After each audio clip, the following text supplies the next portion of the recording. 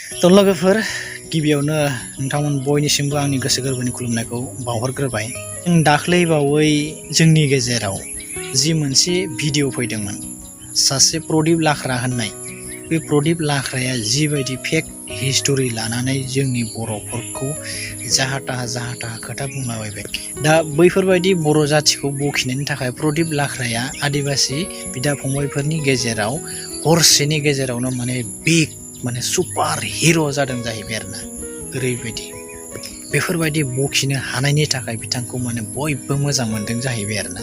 बिथाङा जेबो बुजिया मोनसे जाथिखौ जे बेफोरबायदि जाहा थाहा खोथा बुंनो मोना, नङा होमबा? दा बै प्रदीप लाख्राया मानो थाखाय बे जोंनि बर'फोरखौ बेफोरबायदि जानला मोनला खोथा बुंखो आं बेखौ नोंथांमोननो एसे खोन्थानि। दा आसामाव बिथांमोना गोदानै ST बिगासिनो दं, नङा होमबा? जों बेखौ बयबो मिथियो। खिन्थु जोंहा आसामाव जों एकदम खम सुबुं अनजिमानि मानसिफोरा ST जानानै दंखायो आरो जों जि मोनदों एकदम थोजासे नंखाथारा, नङा होमबा? जोंनि STफ्रा जौगायाखैनो, सरकारनिफ्राय नांगौ बायदि फेसिलिटिखौनो मोना जोङो। आरो बिनि गेजेराव जुदि इमान बुरजा सुबुं अनजिमानि मानसिफोरा ST जाबावोबा, जोंनि थाखानायखौ जुदि बिथांमोनजों रानोब्ला जों मा थागोन, मा मोनजागोन जों, नङा होमबा? थ' बेखौ लानानै जों सिन्था खालामो जोंनि बर' मानसिफ्रा बा ट्राइबेल मानसिफ्रा, ट्राइबेल संघआ बेफोरखौ लानानै सिन्था खालामदों। आरो बे ट्राइबेल संघनि, ट्राइबेल आफादनि सासे दैदेनगिरि बिथाङा बर', जाय आदित्य खाख्लारि सार,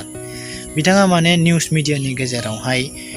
ट्राइबेलनि बेसिसाव माखासे खोथा बुंदोंमोन आरोना। थ' बेखौ लानानै बिथांमोना दुखु मोनदों।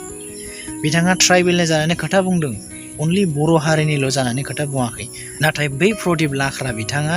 टारगेट खालामो अनलि बर' जाथिखौल', बर' जाथिजों नांनो नागिरो बियो, नङा होमबा?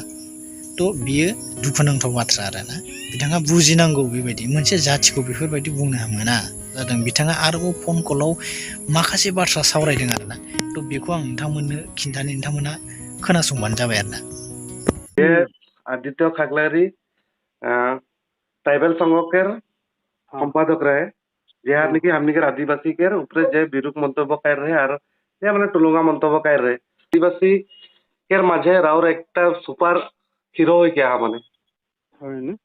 हाँ। तो मैं जाने चाहूँ कि राउर ये वीडियो के खुद से बनाए रहा और राउर कहाँ पब्लिश कर रहा और माई बाप के घर लगे ढिकियाजुली और मोर रकम की दम देखला आदमी नहीं रहे मैंने हमने ढिकियाजुली में और ढिकियाजुली गरम होता रहे एकमात्र मोर चलते गरम होता रहे वहाँ किसुमान रहन स्वार्थ लोभिया खाली दिखावट के लगे लीडरशिप किंतु दिल से जेट के लगे काम करे को अभिमान नहीं देख पालो मैं ऐतिहासिक कथा मन के जानन बोल के मैं पावरफुल बन किया हूँ और जेज के लगे मैं कड़ुआ बन किया हूँ और जो ऐतिहासिक कथा मन के भारत बुरंजी और आसाम बुरंजी मैं जो नहीं जानते न मैं वो मान रकम बेंगलुरु रकम क्यों हर मुक्त जवाब देख पारा थे नहीं Again, what is the meaning of the Adivasi? By giving their identity as a Adivasi, you should become a powerful people. Why you are getting frightened? हाँ कहे तो मन भय कर देनु मन तो यदि भारत के मूल निवासी लगे हामी के देश लगे बोले सीना ताई के दम देके किसमन कथा मन के तुहनी कहीं पढ़सु बोले के क्षमता है लगे नहीं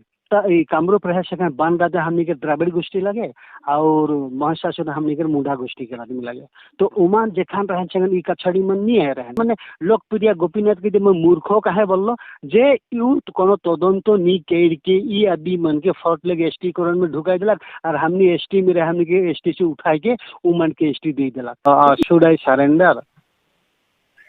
इन द ऑफिस ऑफ द बोडो पीपल्स तो कहा थे तो जस्ट शांति मेरा सरेंडर करे की जरूरत नहीं है बोला था मुझे जस्ट मीन्स से रकम दम दे के प्रदीप नाग भी बोला ठीक बोलिस मीठा और दम और मैं भी तो के साथ देता हूँ और बोले लगे हमने के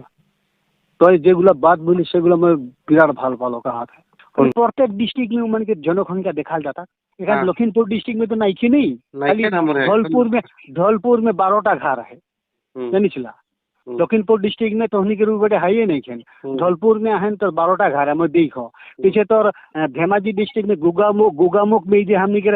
84 85 नहीं 89 90 91 92 93 मान से उमा जाए के माटी गिनन गुगामुख एरिया में जान लीजिए उदलगुड़ी बाटे करमान गोसाई गांव बाटे करमान पीछे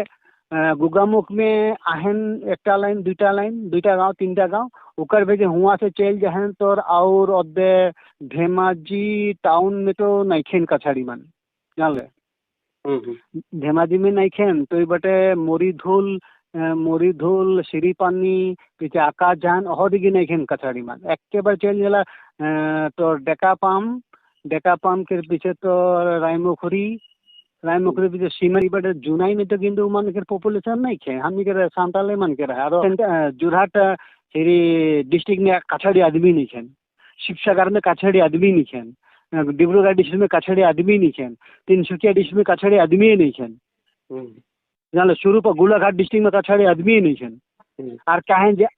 आमी एखन राज्य अखमर आमी आदिवासी मानु बोले ना तो सब दिखे हेक लागल प्रदीप लाख्रानि रावफोरा माबायदि आरोना एकदम नंथारै खोथाखौ माबायदि जानला मोनला बुंलाबायो नोंथांमोना बुजिदोंना मा होनदों बियो थारमाने